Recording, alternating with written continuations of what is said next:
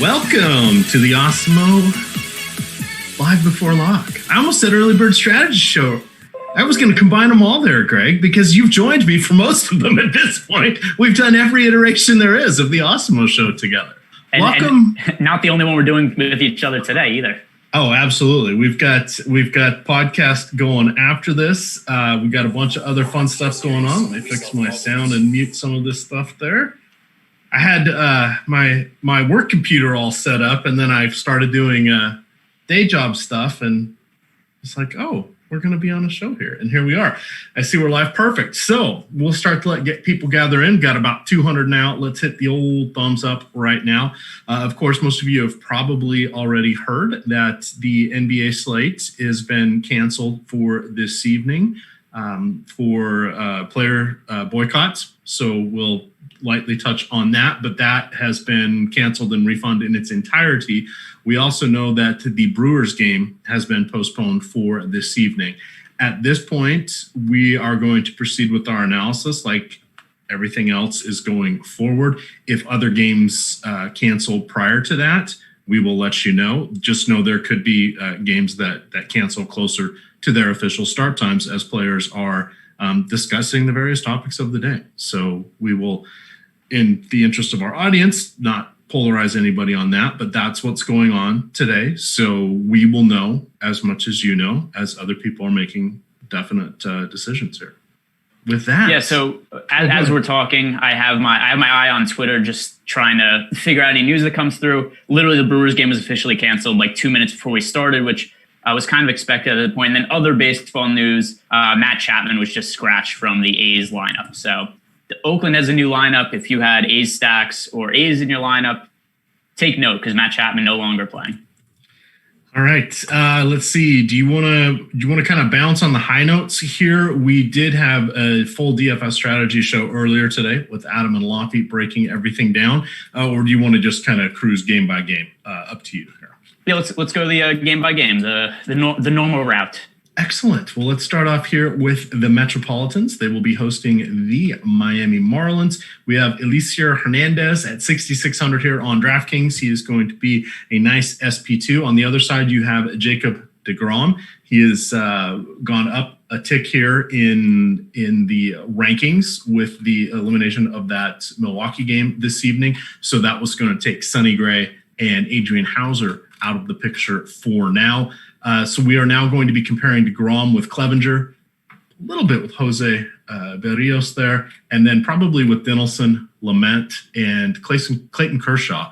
Amongst that juggernaut of real pitchers that we're finally getting, what do you like about deGrom, and lead us into Hernandez as well? Yeah, so it's pretty funny because the last time we had a slate together, we talked about deGrom. He was pitching against the Marlins. He was pitching against Hernandez, who had the same pitching matchup. This is actually the third consecutive start that deGrom has against Miami. Last two, 18 DK fantasy points and 25 DK fantasy points.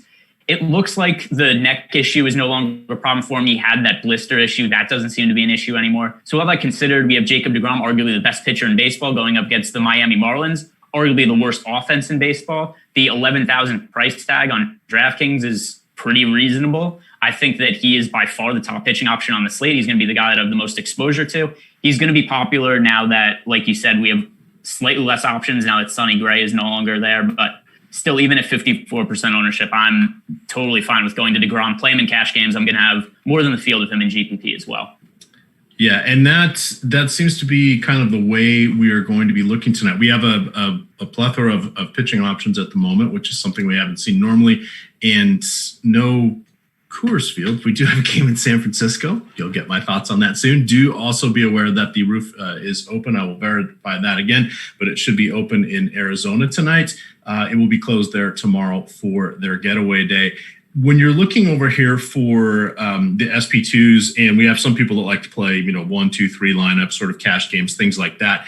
Would you, as we start to look for an SP2, if you're going to pair, I would think deGrom would be number one. How would you rate Hernandez there? Is that just a pretty easy plug and play in those situations, knowing that's likely going to be the most common combination at this point in the single entry 50-50s and double ups?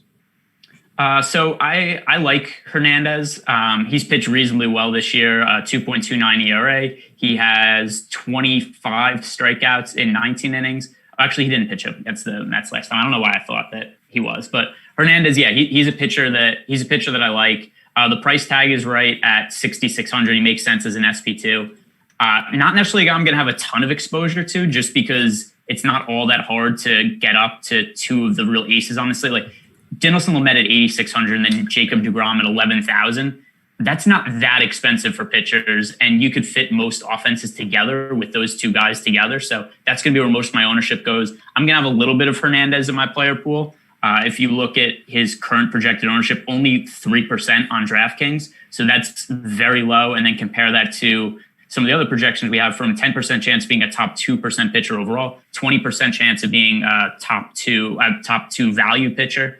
So putting those two things together, it seems that he's going a little under-owned relative to what his upside is. So at 6,600, I think he's a viable SP2, but certainly not one of my favorite pitching plays on the slate.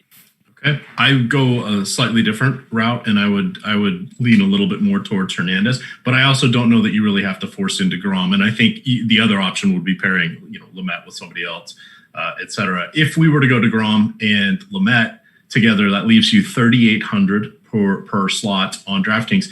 If you say, I'm just going to take punt catcher, I'm just picking this guy because he's starting and he's the cheapest, but we have, I think it's Cam Gallagher there for Kansas City. He's 2,100. Now you're at 4,000 even. All right, now we've got some room to operate with. And remember, you're not going to necessarily have to really jam in the top guys. And when you're playing the cash games, you want to, I think stacking is important.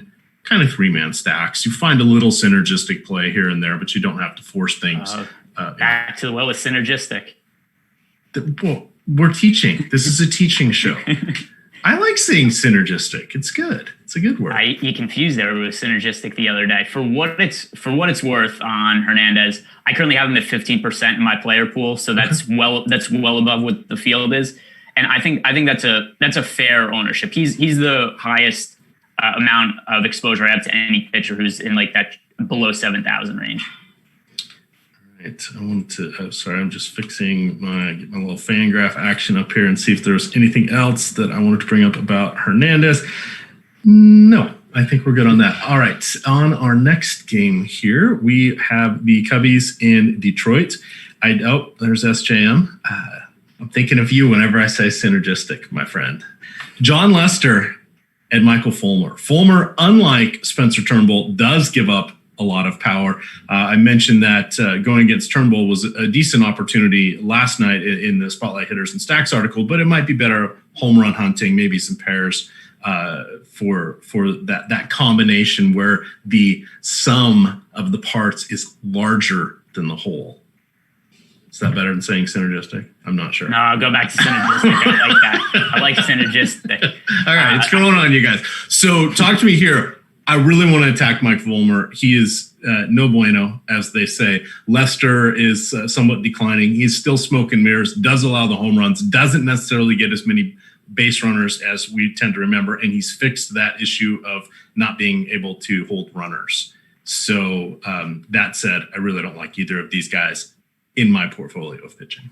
Yeah, I like both these offenses. If we look at John Lester, not only does he have an ERA north of 5.06 ERA, the numbers indicate that it could be even worse than that, because he's managed to have a 5.06 ERA with a 220 BABIP, 76% left on base percentage.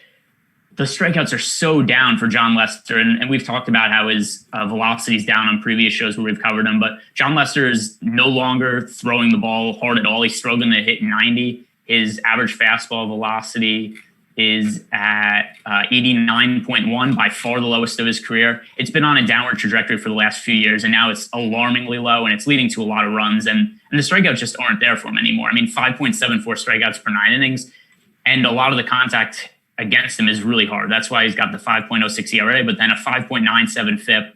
So there could be more runs coming his way. The Tigers don't have a good offense, but they're also really cheap. So I think there's reason to like them, especially it's so easy to fit the Tigers offense with basically any pitching you want. Like DeGrom and Lamet fit easily with Tigers offense. You could go DeGrom and Kershaw with the Tigers offense. So that's why, I mean, if you look at our projections, the Tigers have a 16% chance to be the top value stack on the slate, which is by far the highest of any team. And so for that reason, I think they make a ton of sense just because we have expensive pitchers that I want to pay up for today. So the Tigers are definitely a good value stack. They're one that I like a decent amount. Cubs against Fulmer, that's a good spot to go to.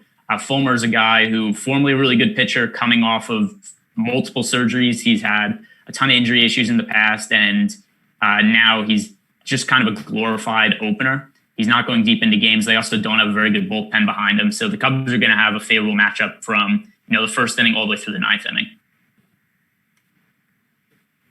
All right. We are monitoring the Twitter news here to see what's going on here with baseball. There are other teams that are discussing potentially sitting out tonight. The Mariners are one of the ones that they are considering. Now, that game is a little bit later, so we very well may not know before lock, but just want to let you guys know that as you are looking to create your player pools. If you want to hit that like button, we would very much appreciate it. And I'm going to talk to you about a sweet deal here in just a moment here. We're going to talk a little NFL because that is potentially coming up, assuming all things work out for us. On to our next game here. We've got a nice matchup here with Mike Clevenger. One sec before we go on, yes. though. I'm just trying to find out, what did you see about the Mariners? Just because that has really big implications, because that would mean that potentially Lamet's out of the player pool, and he's projected for 45% ownership. I'm hoping we get a little more news on that. It's just speculation at this point, but we'll want to keep our eye on that one, especially with Lamet. But let's continue on with these here, and then maybe we'll have additional information when we get there for that one, because I agree that could turn everything on its ear, and we could see the whole slate go tonight too. So we'll just have to find out. But back to the Twins and Cleveland here. Clevenger at 8,900. Now he's coming off, and when I say nice matchup, he's coming off sitting out for the better part of the last 3 weeks for a little indiscretion of not following team rules, and watching his buddy Dan Plesac have to take a rental service home on the way back, and he went out with him and his friends, and he didn't say anything, got on the team plane, so he was also sent down to the alternate league for a little bit of time here, and now he's coming back. So I don't know where he is, how stretched out he is. I think people may still go to him at this price point. And then we are going to want to potentially look at the Twins bats. On the other side, I think Jose Barrios is very interesting at his $8,200 price point. We've seen an uptick in his strikeouts, decrease in his price. He was someone that I thought would be best suited as kind of an opener here and just have to go through each lineup once or twice. This is the perfect format for him, pitching in this rotation on this shortened season. But he's actually been going deeper into games than he did during a lot of, with more consistency, I should say, than the last couple of seasons. What do you want to do with these guys? Can we look to the bats? Is it actually Barrios that we're going to look at over Clevenger? How are you reading the tea leaves there? So Clevenger is really tough because for a couple reasons. First, he's cheap, right? This is much cheaper than we're used to seeing Clevenger. Last year, Clevenger was one of the better pitchers in baseball, particularly for DFS, because he struck out 12 hitters per 9 innings. He had a 2.71 ERA. Coming into the year, he was one of the favorites to win the American League Cy Young. I think he had like the second or third best odds or something like that. Garrett Cole was 1, maybe Justin Verlander was 2. Clevenger might have even been 3. Like, he was right in the mix. And to start the year, not only did we have the issue that you brought up where he hasn't pitched for a few weeks because he was away from the team. He did pitch in minor league ball, or whatever they're calling it, summer camp, but we don't have any data on that, so it's hard to know how well he did. He wasn't pitching well earlier in the season. He did have a 3.24 ERA, but a 6.28 FIP. Strikeouts were way down. The walks were way up. So with all that said, this is a really tricky spot because I think there's upside in Clevenger, but I also think there's a good chance that he just gets lit up, right? Like, we don't know what kind of form he's in. On his best day, he's one of the best pitchers in baseball, but long layoff. We don't know. He didn't pitch particularly well earlier in the season. So there's a lot of reason to think that he might not pitch well at all today either. So it's a spot that I want both sides of. I want exposure to Clevenger. I want exposure to the Twins bats. And now with the chance that Lamet isn't going to be on the slate as an option, this kind of changes the amount of exposure I think we're going to have to get to Clevenger. Yeah, and that's the ever-shifting landscape that we're working on here, which is going to make tonight a little tricky. But that's okay. I'm just going to read real quickly. It was Jeff Passan who said that following the cancellation of the Brewers and Reds game, that more teams are discussing the possibility of not playing. Among those discussing it, the Seattle Mariners. So yeah, and I just dropped that link in chat so people can look at it there as well. So again, we're not going to know. So we're just going to proceed as until we have actual actionable news, just in the interest for people that are watching this for still for some entertainment. Back to Barrios here. Tough matchup for him going against against Cleveland. Few more strikeouts than expected in this lineup. They're still really, really good at the top with their host of switch hitters here. But you've got Reyes, you've got Naquin, Delano DeShields to a lesser extent there. So there is some opportunity for him to rack up some strikeout numbers. And if he can just survive for 4-5 innings, that's really what we're looking for. And you can still get there with your hitters, as the games in San Francisco have shown time and time again, with the bullpens and or extra innings magically handing, and Coors Field magically handing 7 or 8 runs after the 5th inning. So again, we're trying to look at pitchers here through a lens of can we survive? And it's almost like the FanDuel approach with basketball. Where am I getting my raw points at pitching? Am I not going negative, which is important? And then how can I build the rest of my lineup based on what I have? So that's where I think diffusing your portfolio and branching out of what you're using is a good way to do it. It's in the stock market, that would be dispersing your risk is what they would call that. Yeah, so Barrios, good strikeout upside. Like you said, he struck out 9.79 hitters per 9 innings. Formerly top prospect in baseball, who can't really call him a bust or anything like that, but he's had fairly disappointing results based on what was expecting from him when he first came up. The one thing I do find pretty interesting about Barrios this year, velocity is way up. After a 92.8 average velocity average on his fastball last year, it's up to 94.2 this year. His curveball's up, his changeup's up in velocity. That's all pretty interesting. He's a guy who I typically don't really like to get exposure to. He's kind of a weird pitcher who falls in the spot of not good enough for me to want to roster, but also good enough that I don't usually want to stack against him. I think that the way that this slate is shaking up to be a little bit smaller than we expected, it kind of makes me be on Barrios a little bit more, just because I'm interested by that uptick in velocity, the uptick in strikeouts. At 8,200 on DraftKings, I think there's a little bit of sneaky upside here. I don't think we need to consider him on FanDuel. There's enough high-end starting pitchers that I wouldn't go there. But for DraftKings, I'm okay with him at his price point. All right. Continuing along here, our next game is going to be Oakland at Texas. Reminder, Texas generally has their roof closed, so it's not the hitter's paradise that we once saw. On the mound, you've got Colby Allard going for Texas.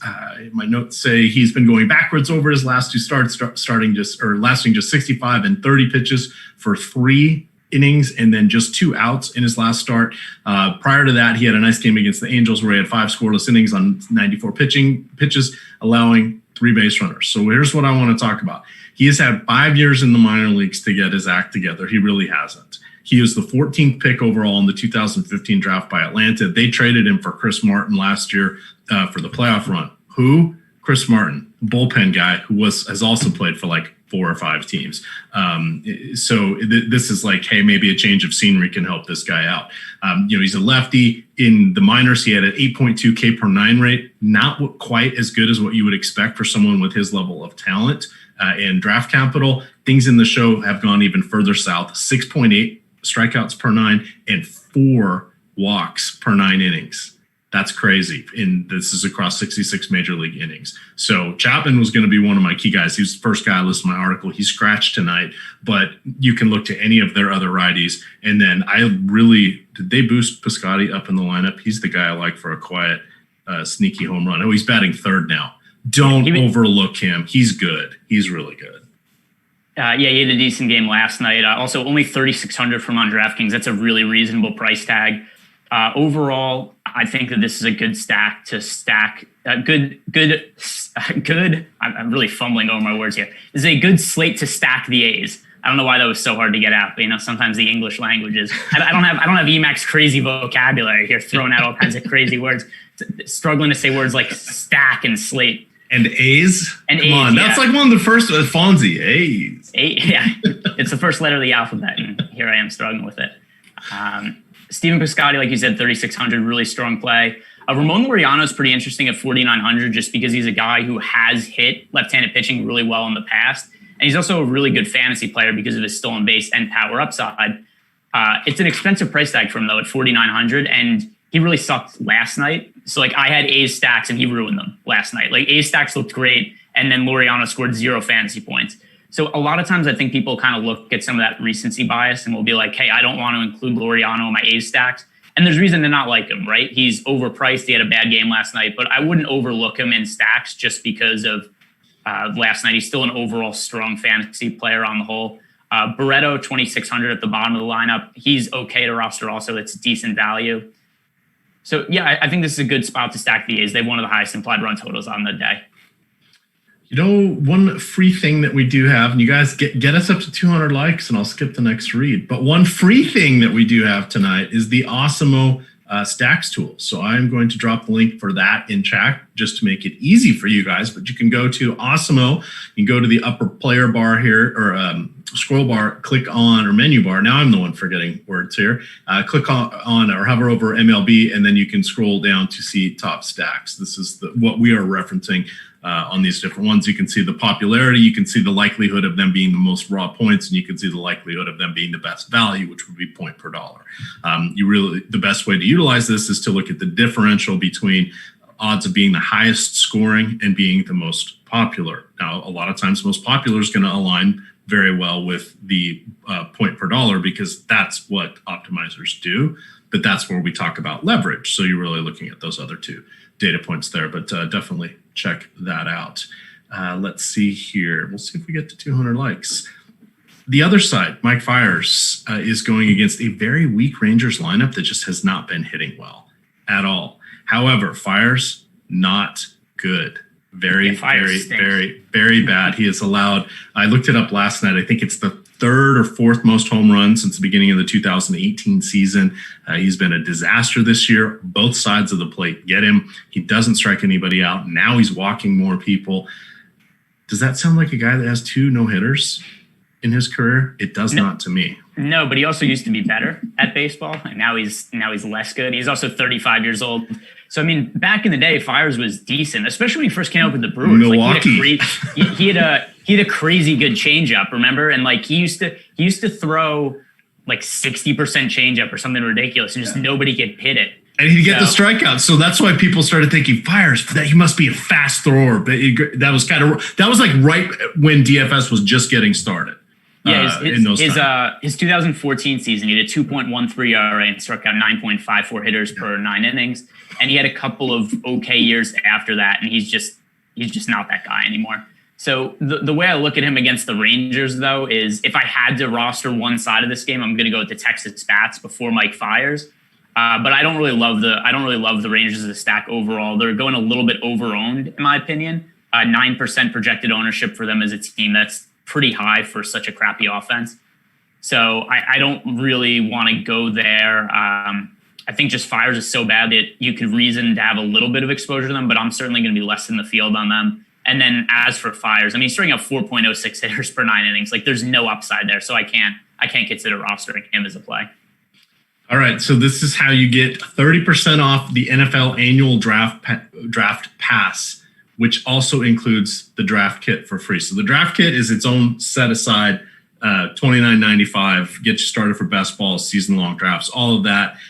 This is the full DFS package is 30% off right now if you use the promo code Roger at checkout. That's like Roger Goodell. You may have heard of him. He's the commissioner of the NFL. But we've got, of course, the ownership projections, player projections, all sorts of premium content. This is, you guys know what we have for DFS. And the kicker on this, not only is this 30% off, but you're also getting the draft kit as well. The draft kit's pretty phenomenal. We've already got all the player profiles written up. You've got interactive graphics and charts on this. You get live updates of what Alex is doing with his overall draft rankings. And what we're doing with the draft rankings this year is not looking at group consensus, not getting groupthink, the echo chamber, whatever you want to call it. This is his raw numbers. And what he does is, as he refreshes things and he does his DFS model for each of the matchups, which then, creates a player baseline model, and then he ranks them, and then there you go. We have the average draft position, because what you can do here is where you can see him ranking players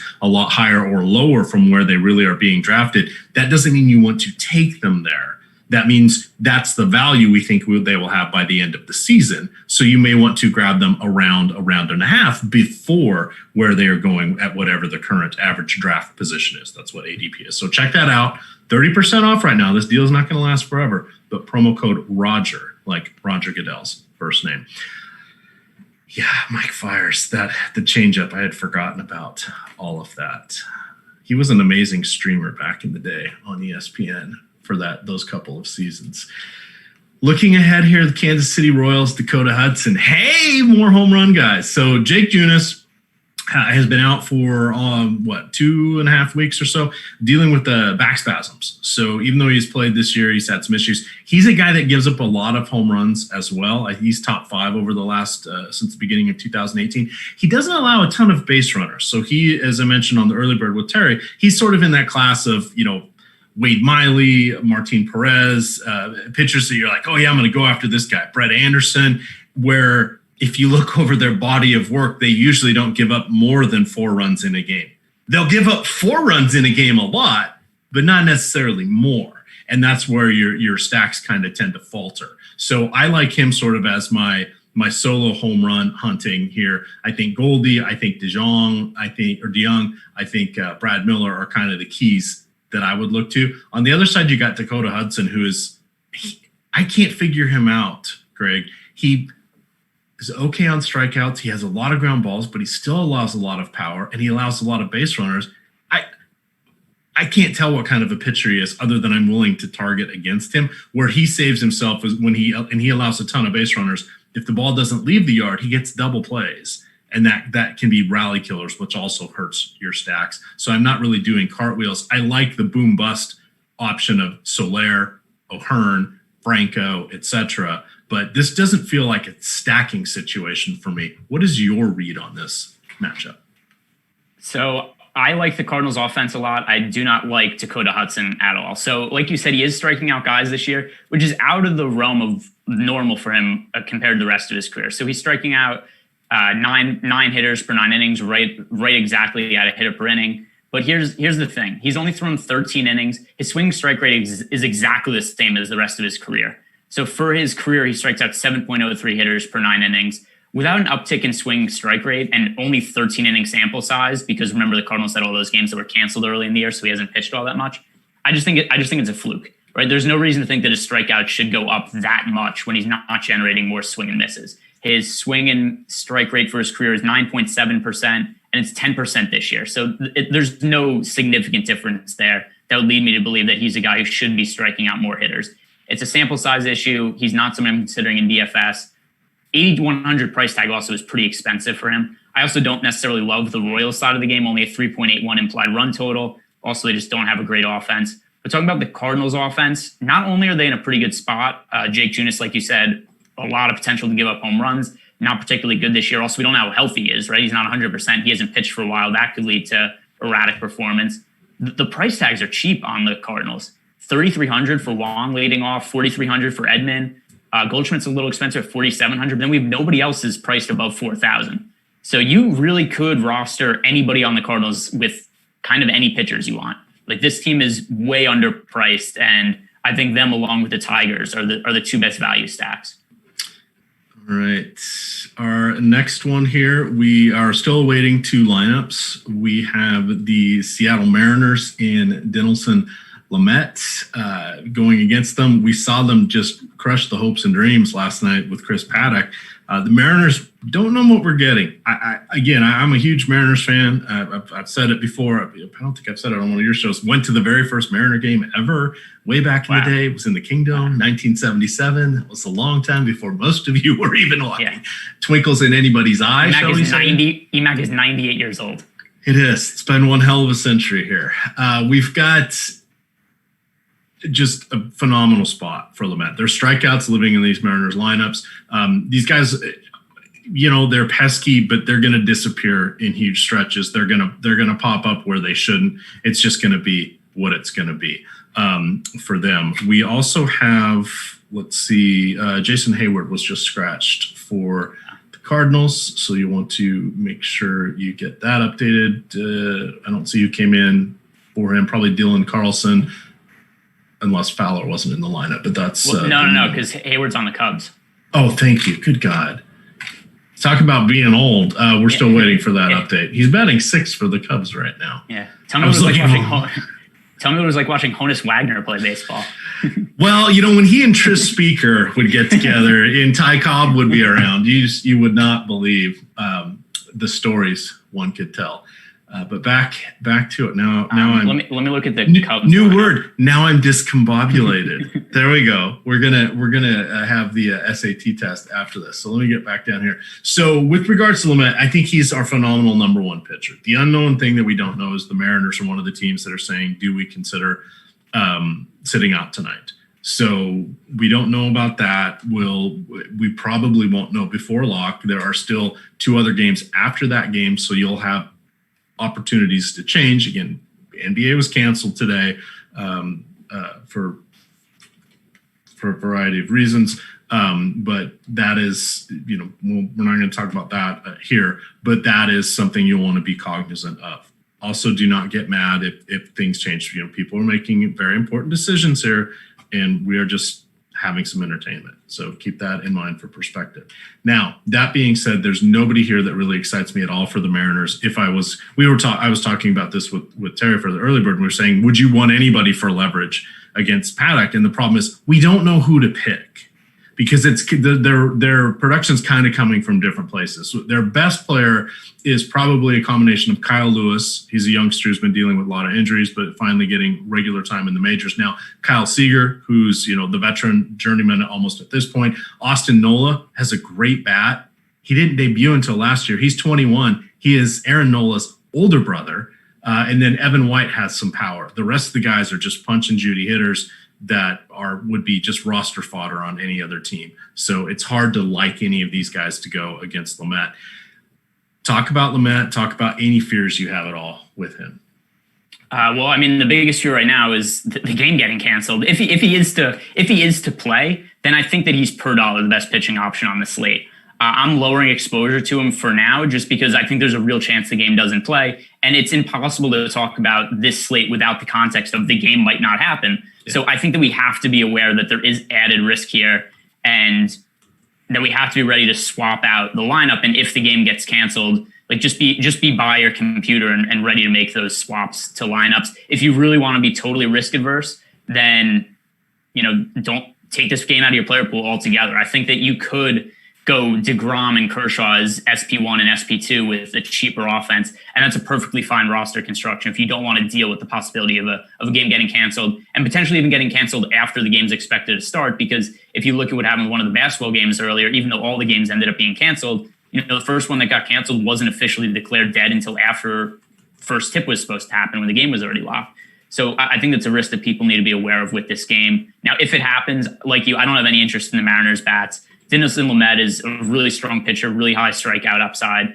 and going up against a weak offense in the Mariners, I think that really not anything short of what Giolito did yesterday is within the realm of possibility for Dinelson Lamet. I think that right behind DeGrom, he is the second highest raw projected points for me of any pitcher on the slate.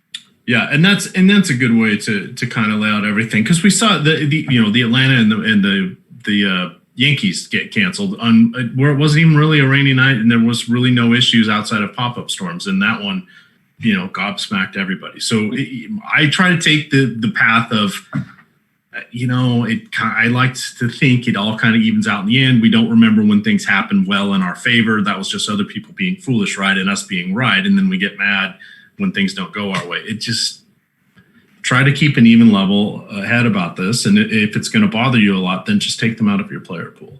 And it's just that's the only advice I really have. It's a level of risk tolerance, right? And a little greasy theory as it applies to Garrett Cole from yesterday. If it was another pitcher on the mound for the Yankees who wasn't Garrett Cole, I think the Braves opt to play that game. I think they just saw a little bit of rain in the forecast, and they were like, hey, you know what? We we could push back a cold start to tomorrow. We could add a little bit of variance to the game by changing it to a seven game. Innings, yeah. That's kind of what I think. That's a little greasy theory out there, is that if it was any pitcher for the Yankees other than Garrett Cole, that game plays yesterday.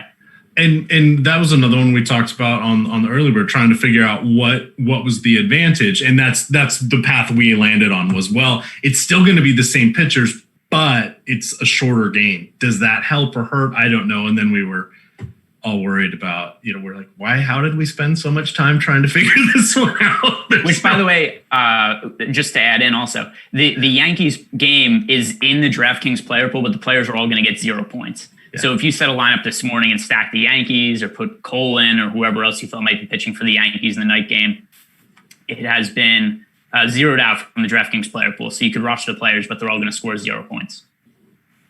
All right. I am getting ready to do a crunch. We have lots of time left, actually. But we're going to have the great unknown here. 7:10 lock tonight. A reminder, if you guys have not yet jumped on over there to Yahoo, they are the presenting sponsor here of the baseball product for Awesemo. They are running some management fee free contests. Those generally fill up around lunchtime the next day, but they post them the night before. They've been running them in baseball, basketball, and PGA. They do have a PGA contests going off tomorrow. They also have about $25,000 in MLB prizes tonight, so you'll want to check that out. They have CSV edit as well as upload capabilities now. Remember, when we went into the sports hiatus, they did not have that edit capability. They do have that now, and they're gearing up for a big football season here. So I do want to point that out. All right, on to 2 games left. The roof, I did look, is going to be open here in Arizona. That is where our next game is. It will be closed tomorrow for the getaway day. You have John Gray taking the mound here against Robbie Ray. Couple of pitchers here that on DK, especially now that we've already lost one game. I'm interested in both of them, but this is where we're going to be playing both sides. So John Gray struggles a little bit this year, but we know he's been phenomenal away from Coors Field for the last 2 years, like really, really good numbers. Robbie Ray, on the other hand, if I make a Nuke LaLoosh reference, you'll get that one, right, Craig? Most of our fans, most everybody's seen Bull Durham. He is really Nuke LaLoosh. It's true. So Robbie Ray, in 27 innings this season, has 35 strikeouts. Very impressive. He also has 25 walks. He is walking almost a batter an inning. That is completely absurd. That should not be happening. It's just out of control. And he's also allowed the second most home runs this year with 9. That's not great. And that's the third most home runs since the start of last year with 39. This is no bueno. We've got Nolan Arenado. You got Trevor Story that have those 300 ISOs against lefties. They're amazing. You've got Charlie Blackmon, who I think he made the lineup. And then we should have Matt Kemp as well. Sorry, I closed that page down. Let me just double check. Yes, those guys are all there. Blackmon batting 4th tonight. Looks like they bumped up Arenado there. So look to those guys. I really, really like the Rockies. I'm still going to be okay with taking Robbie Ray because there is the variance. Just understand, Robbie Ray melts down at the drop of a hat. Yeah, well, I mean, it's hard to melt down if you never really have a high point, though, which has been the issue with him this season, right? Like there is no meltdown. He just starts sucking right from the first pitch of the game. But I'm with you in terms of, the strikeouts are still there. So it's not like we can't say he doesn't have upside. He's always been a guy who walks a lot of hitters. Not anything like this. Like the last couple of years, he walked 4.34 hitters per 9 innings. 2 years ago, 5.09 walks per 9 innings. And then this year, like you said, just like crazy high walk numbers. But strikeouts, 0.8 per inning. just ridiculous. But I still have this feeling where it's like there's gonna be a few games this year, no matter how bad Robbie Ray is, where you're just gonna score like 30 DraftKings points because he strikes out like 15 hitters. And I think that there's a chance that could be this slate, just because the Rockies do have some guys who hit left-handed pitching individually well, Trevor Story and Nolan Arenado in particular, but away from home, the Rockies for years have had the worst offense in baseball on the road. And I think there's a ton of upside here for Robbie Ray. I think there's a lot of upside for the Rockies side of the game also. I think the last start that Robbie Ray had if I remember correctly, he was projected to be the pitcher with the highest chance to be a top 2 value pitcher on the slate. And the team he was facing against, which was the Giants, if I remember correctly, had the best odds being the best value offense on the slate. So that just kind of shows you the kind of variance that is involved with Robbie Ray. Either he's going to pitch pretty well for DFS, or the team he's going up against is going to do pretty well for DFS. So like you said, I think it makes a whole lot of sense to get exposure to both sides of this game. The price point is good on Robbie Ray too. He's very cheap. I'm kind of curious what his ownership is going to end up being, because I know that he's currently projected for, 34% ownership. I've noticed though he always comes out really high in projected ownership, and I think it's because like early in the day people build lineups to look at, oh, Robbie Ray's projected good because he gets a lot of strikeouts, and then I think as the time actually comes to lock where people have to put Robbie Ray in their lineups, they kind of back out and like, this guy kind of sucks, I don't want to roster Robbie Ray. So I've noticed that more often than not he ends up being projected well. He ends up coming in well under his projected ownership. So I'd be pretty surprised if he actually ends up being as highly owned as the projections say. Yeah, and that's a good call out there as well. The projections don't always take into account the emotion and having to choose somebody that has broken our hearts more times than we care to admit at parties. All right, let's just see. That upload worked for me. So on the other side here, going against John Gray, I'm okay with some Diamondbacks. The Rockies bullpen, not the most feared. Again, the roof is open here, so the humidor will have much less effect than it does when the roof is closed. I feel better with, one or two guys. Not really excited for stacks here. They're probably like a 3% stack team for me. I'll have some because I do usually have stacks of all the teams. I just won't have iterations of all sorts of Diamondback stacks tonight. What is your approach for the D-backs? Yeah, so I know you said before that you like John Gray. I mean, the price tag is right for him. It's fully priced. It's fully, we got to play 2 pitchers. That's it. That's the like. Yeah, that's reasonable. He's please get 11 DraftKings points. he's been like oddly bad this year, especially for a prospect I used to really like. He used to have really good stuff. Like, remember when he first got called up into the league, he was one of the top pitching prospects in baseball. People were saying that his fastball and his off-speed stuff was so good that it wasn't going to matter that he was pitching at Coors Field. He still had the upside to be an ace, and that looked like it was going to be the case for a little bit. I mean, you look at his 2017 season, the walks were down. He struck out over a hitter per inning, 3.67 ERA, a 3.18 FIP, despite making half his starts at Coors Field. And then you go to this year, I don't know if maybe there's an injury there that we don't know about, but he has a 6.23 ERA. He's only striking out 4.75 hitters per 9 innings. The velocity is down a lot. He had a 96.1 mile per hour average velocity on his fastball last year. It's only down to 93.8 this year. So that's a 2.3 mile per hour decrease in his fastball velocity. Those are some really big red flags. So I think that the Diamondbacks are worth stacking just because John Gray, he's either pitching hurt or there's just something that's gone horribly wrong with his mechanics, because the drop in velocity doesn't really make sense for somebody who's only 28 years old without a ton of mileage on his arm. That's a good call out there. All right, now we are on to our final game of the night. A lot of runs last night in San Francisco. Any guess why? Well, like you say, it's Coors Field 2, right? Coors Field West. Coors Field West. I mean, Colorado. It's considered. Colorado's considered West, isn't it? It is, but if you ever look at a map, you're kind of like, oh, really? That's where Colorado is. I know. Like I've always advocated for calling Ohio the Middle East, because it's like that's where it is. It's not like Ohio, the mid. Like how is that Midwest? That's the Middle East, Ohio. That's not. Right. It's not in the West. It's not in the West. So anyway, the offenses here. Kind of interesting because Kevin Gausman has also been fairly decent this year, right? Like, he's been a guy with strikeout upside. Actually, if I had to pick between Gausman or John Gray, I would lean with Gausman for the strikeout upside. The issue is just that the matchup against the Dodgers is brutal. So I have some exposure to Gausman, but it's very low. His numbers look terrific this year. 12.19 strikeouts per 9 innings, only 1.74 walks.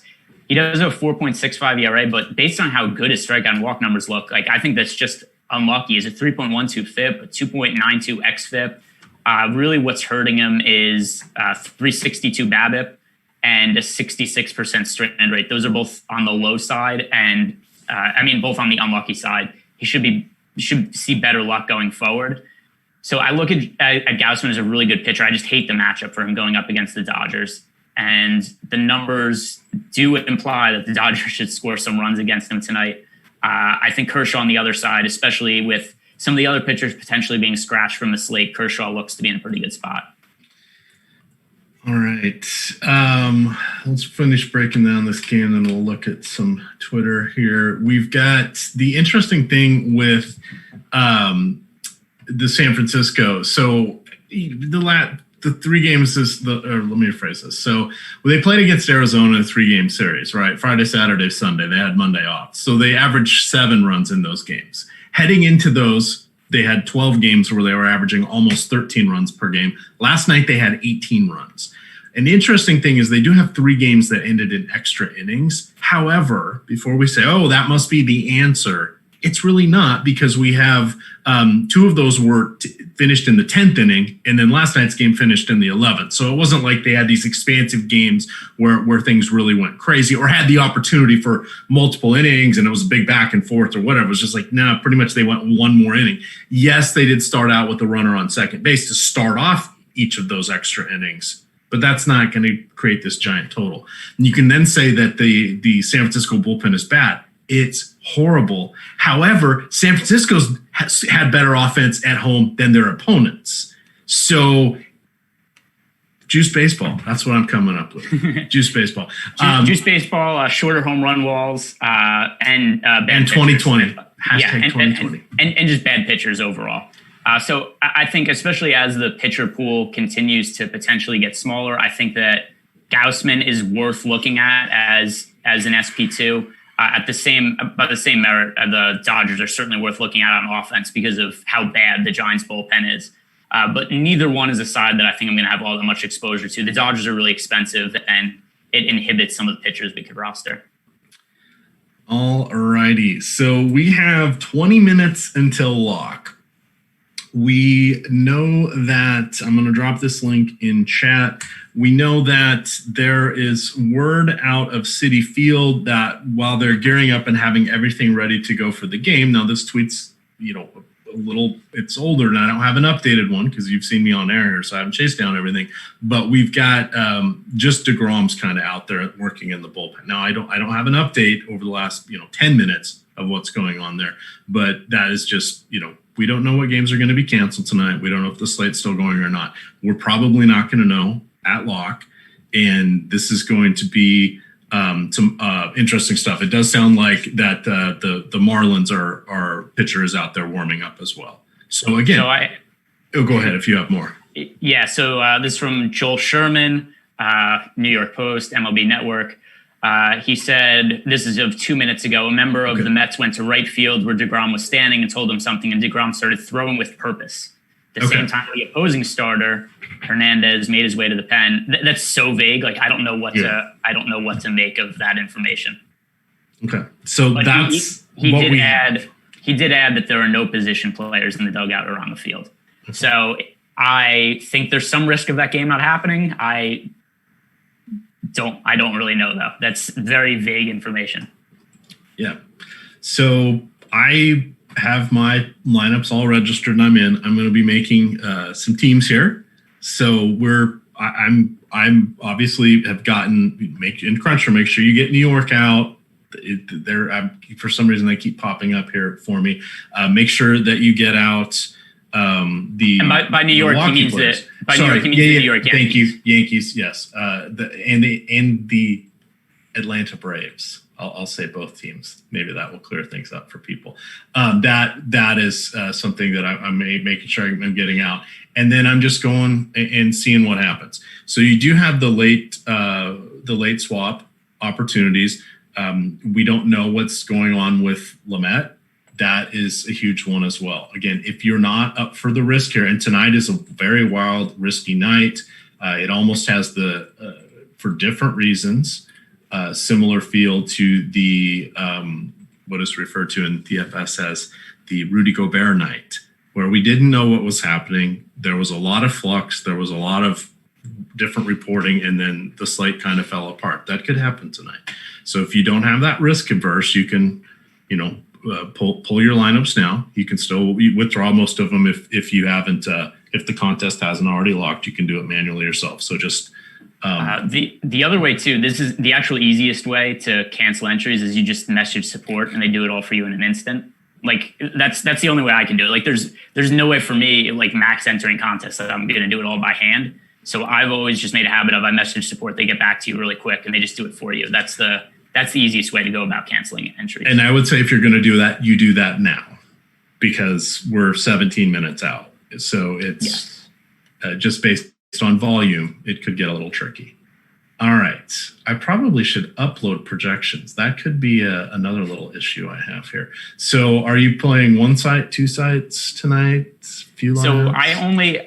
I only did DraftKings tonight, and it's because of the timing of the FanDuel slate. I don't know if you saw, but FanDuel it was early at 6. Yeah, they locked their main slate at 6:30. So just because we were doing the show, and then I also didn't know like our game's going to get canceled while we're on the air, or like what's the situation going to be. I thought that it was going to be way too much for me to try to manage entries from two sites. As is, I doubt I'm going to be able to manage entries from one site because I'm ready for games to get canceled after the fact anyway. This is probably going to be a messy slate. But beyond that, to answer your question, I'm just playing on DraftKings tonight. All right. So I'm going to make my lineups here as we're doing this. Let's check out what we got. Saying you've got loads of Dodgers. I like that move. Tonight, there is the added wrinkle of uncertainty here. Setting that aside, we've got a bunch of pitchers that are kind of interesting that we're going to go on both sides of. We talked about John Gray. We talked about Robbie Ray. I think Gausman is definitely in that category as well. It's just a shame that he's going against one of the best offenses out there, setting aside park uncertainty and all of that. And I say this half joking. I don't know that we have a hitter's paradise in San Francisco.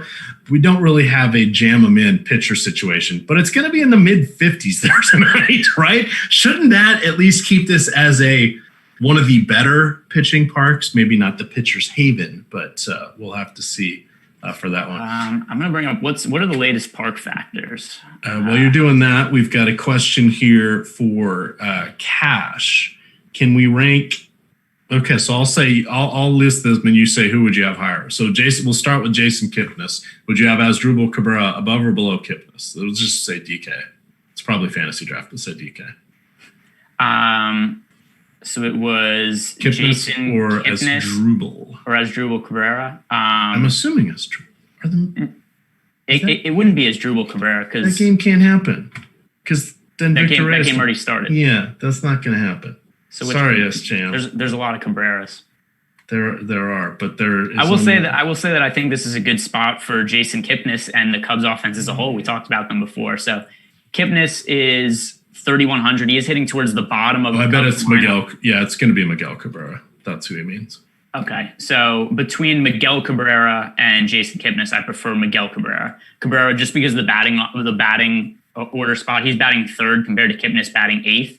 I think both of them overall are fine plays, but just because of the difference in batting order, I think there's a decent chance that Cabrera gets one more at bat than Kipnis gets. Now, where would you put Victor Reyes for that same? He's batting leadoff. Well, that would be a weird situation where you're comparing Victor Reyes to Miguel Cabrera just because of the... It's a fantasy draft. So there's 3 infielders, 3 outfielders, 2 utilities. Sorry. All right, so let me I'll bring up to compare them their individual numbers against left-handed pitching this year. My gut feeling is still Miguel Cabrera, but I might be living 5 years in the past, which happens. Victor Reyes has played fairly well this year, and he is leading off for the Tigers. Let's see. So he has a 96 WRC plus, obviously much more speed upside than Miguel Cabrera. 72. Yeah, so I'm going to go with Reyes now that I'm comparing the numbers between the two. Reyes has been a decent amount better of a hitter than Cabrera this year. And then also we have the added speed upside from Reyes that Miguel Cabrera not only doesn't have, but is in discussion as the slowest player in baseball. All right. Let's keep it nice in chat, everybody. And let's not be dickheads to anybody, regardless of what they're saying. Okay? We have tolerance here. Let's exhibit some of that. Well, they really dislike Miguel Cabrera that much? Yeah, they're unhappy that we didn't realize Kipnis is batting 6 instead of 8, so they're attacking us. So there you go. Fair enough. I still have the old lineup in front of me. It happens. All right, let's have some fun here. I'm going to look at my. By the way, I encourage people to make fun of me all the time. I do not care at all. I love to be attacked. I like it in jest. If you're going to be mean spirited and all of that, you can better use your stuff better. It's not going to bother me. It just makes you look really bad.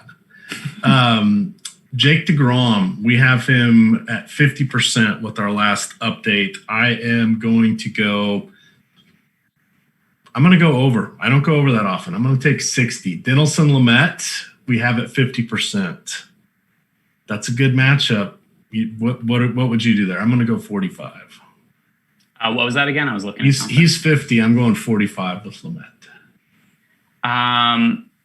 So I'm much lower, but it's just because of the chance of the game getting canceled. Yes. I still have pivots because the next ones we're going to talk about are Robbie Ray, Kershaw, and John Gray, who could be hurt according to sources I've heard. Yeah, well, I mean, it's not that I actually think that he's like I wouldn't like strongly say John Gray is hurt, right? But it's just such a red flag when somebody has such a big velocity dip and their numbers just all look so bad that if he's not hurt, something's just like what else could be wrong, right? Like and it's also just been such a big indicator. Like you look at James Paxton earlier in the year, where his velocity dipped so hard. And I'm just trying to figure out, like, all right, what could it be other than an injury? The Yankees didn't even know he was injured. And then all of a sudden he was like, hey, I have arm soreness. And now we assume, right, because with Paxton's history, he's probably not going to pitch the rest of the year. So whenever I see that much of a dip in velocity, I default to injury. All right. No, and that's absolutely fair. So Robbie Ray, you know what? Oh, do I go? No, I'm not going above the field. Kershaw, I'm going to go above the field, 35. Clevenger, I'm going, I guess I'm matching it at 10. Eliezer Hernandez, we got him at 10. I'm going 40. That's right, 4 times the field. Berrios, I'm doubling up on. Gaussman, I'm tripling up on at 20%. Dakota Hudson, I'm just putting in at 15. Wait, he's not pitching. I need to take him out. Wait, no, he is pitching. Sorry. Sorry. This is the Reds. I was thinking Red Birds. Now we're going to have to start quizzing you on where Jason Kipnis is sitting in the order. Well, yeah, he is playing. Unlike that night, Derek Rose was apparently on a plane to Chicago, and nobody noticed when he was playing for the Knicks. Do you remember that?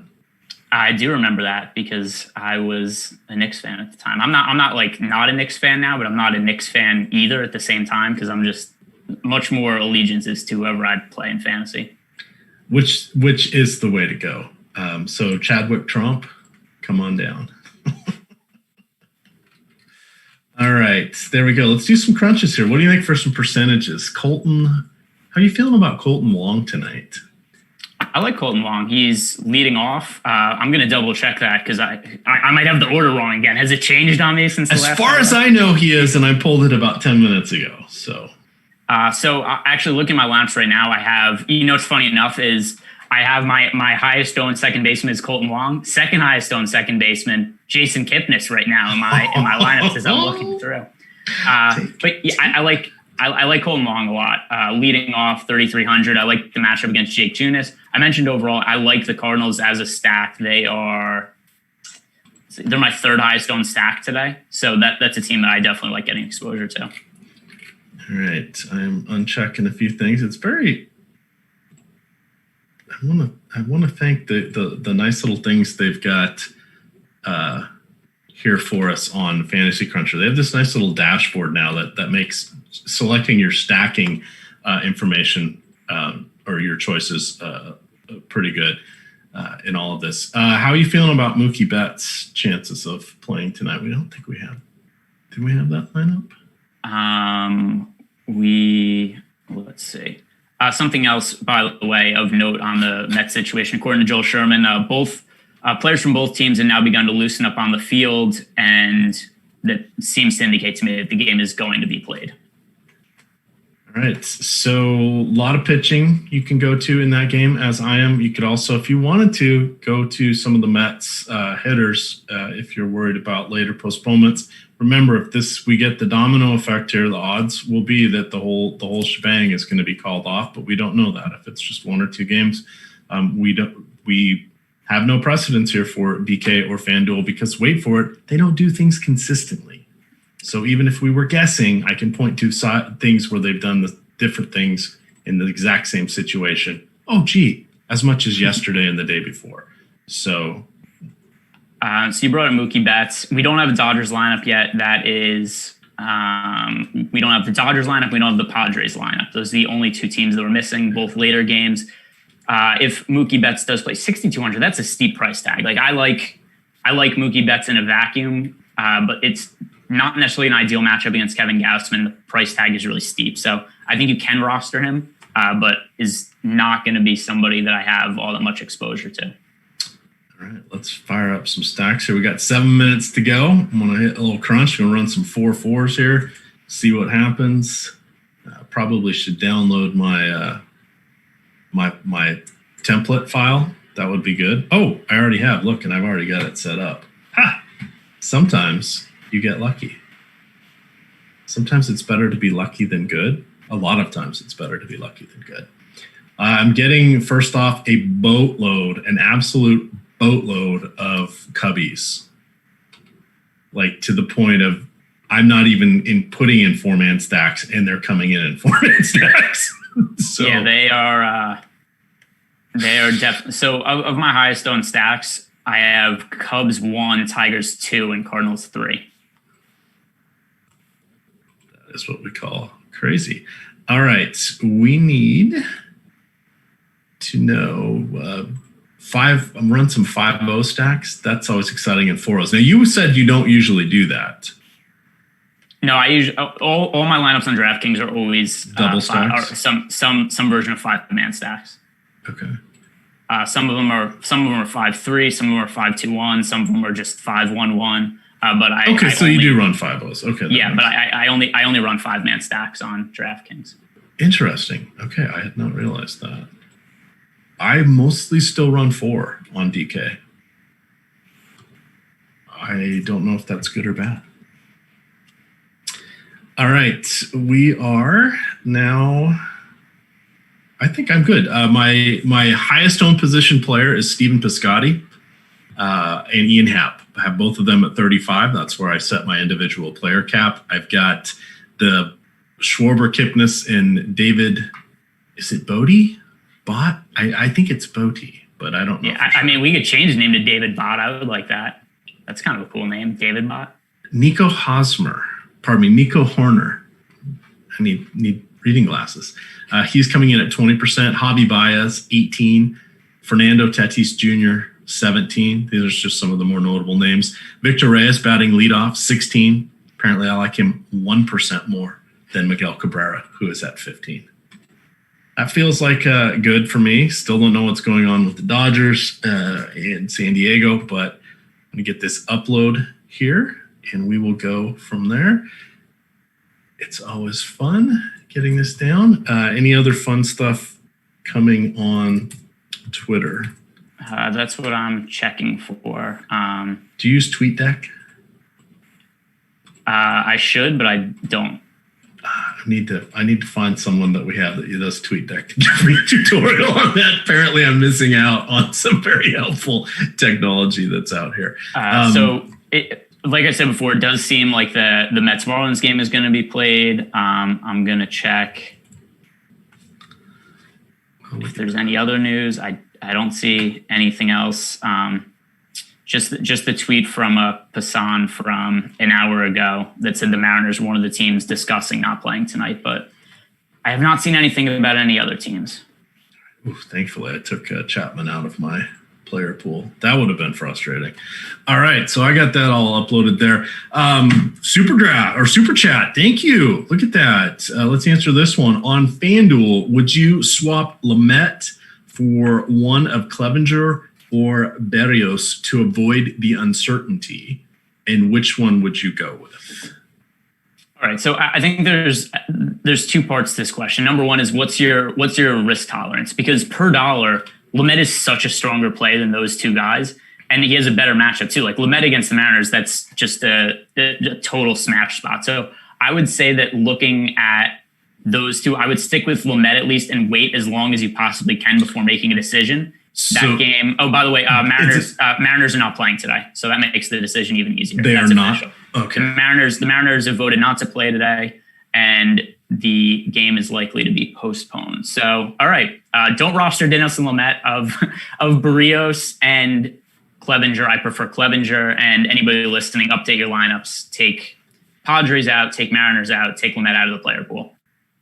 I'm trying to think of the fastest way to do this. I have not practiced this little drill.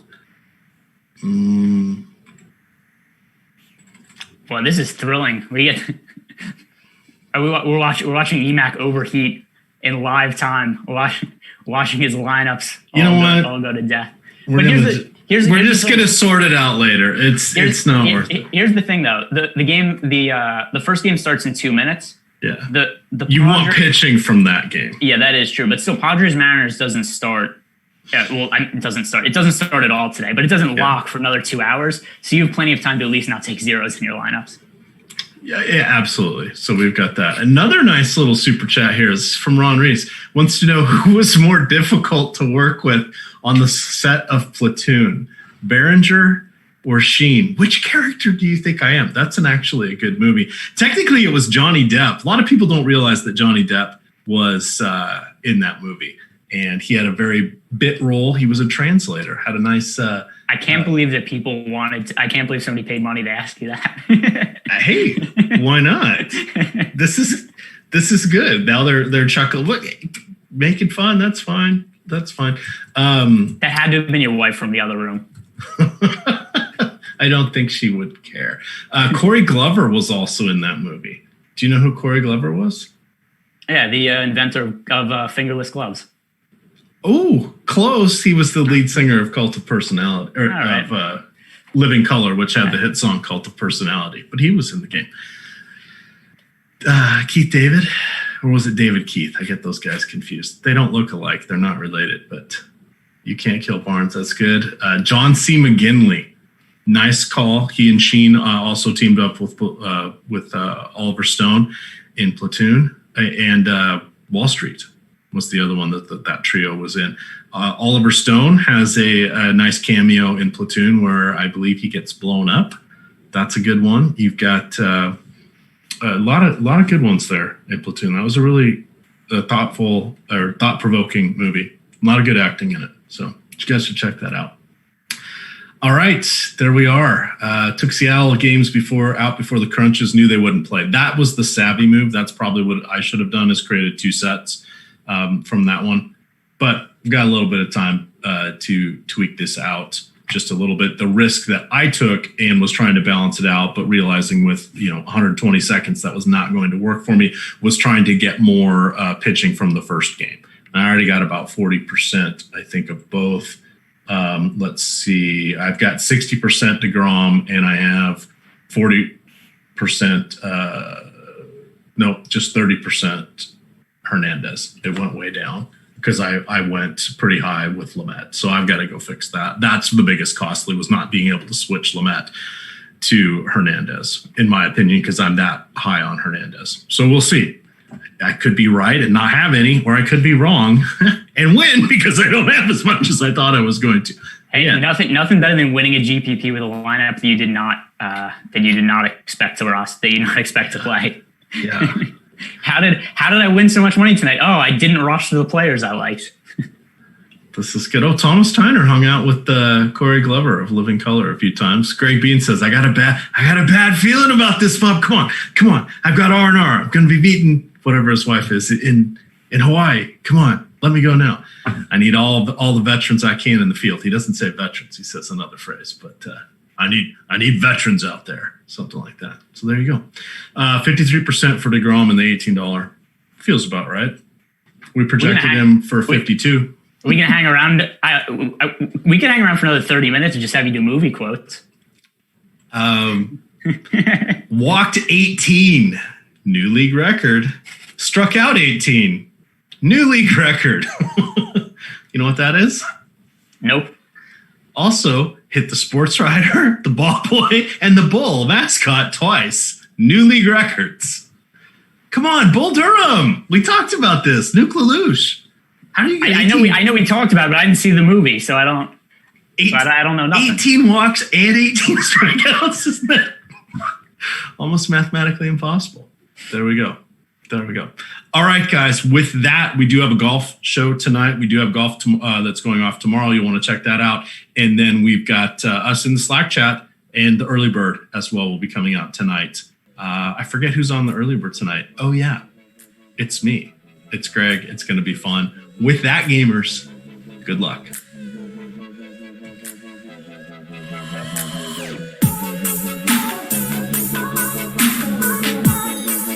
So hopefully no more games postponed.